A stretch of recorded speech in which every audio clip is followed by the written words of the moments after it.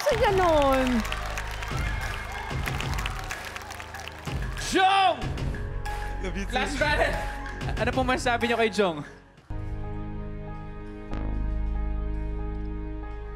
Ewan ko si Jong, ever since na sumasali siya sa contest, ngayon, hinahanapan ko yung sarili ko ng explanation. Every time na kumakanta siya, nagiging emotional ako. Nung pinapanood ko siya nagpe-perform kasi, alam mo yung sa kaluluwa niya, yung soul niya yung binibigay niya sa ating lahat. And I think, hindi lang yon. I think it's a gift from God. Iba yun eh. Diba, pagsasabi nila, alam mo, ay pag nakikita ka namin, nangingiti kami.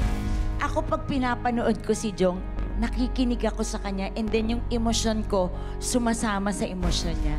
And I think it's a gift. Gift ni Lord yon. Hindi mo yun ma-explain. So yun ang explanation ko. Kaya, yon, I love you na rin. I love you na rin. I love you. Kasi yun ang ano niya, song niya. I love you. Kaya I love you.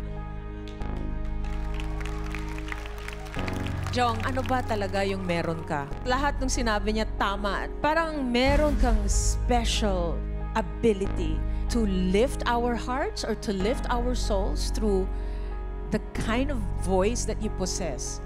It's really... Mahal siyang na-possess. Oo. Hindi talaga. I mean, it is really a gift. Ang pinaka-magic siguro nga sa'yo is that ability and that talent of yours that na pinagmix mo yung ganda ng boses mo at saka yung naibibigay mong emosyon, naging perfect siya na, kumbaga, isang meal. Di ba? Maraming ingredients ang isang pagkain bago mo siya mabuo para maging masarap siya eh.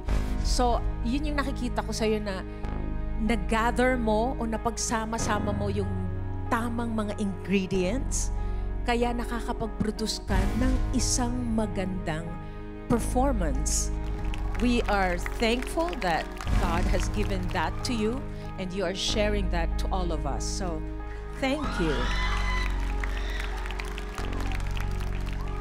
Para maiba naman, ibahin ko naman. Alam mo, Jong, ano eh? Alam mo! Hindi, Jong. You did a great job. Okay, your performance was good. How do you feel right now? Second round. Ano na sa thoughts and feelings mo?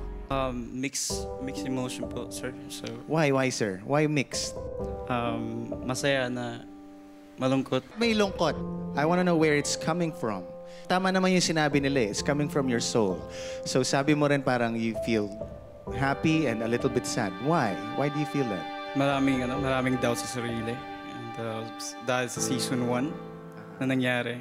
And para din to sa nanay ko. Sa nanay ko talaga. Yung I love you para sa nanay mo.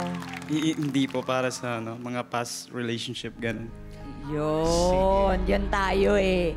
So, Parang plural yun ah. Past relationships. May S. Oh, wala ka ng relationship ngayon.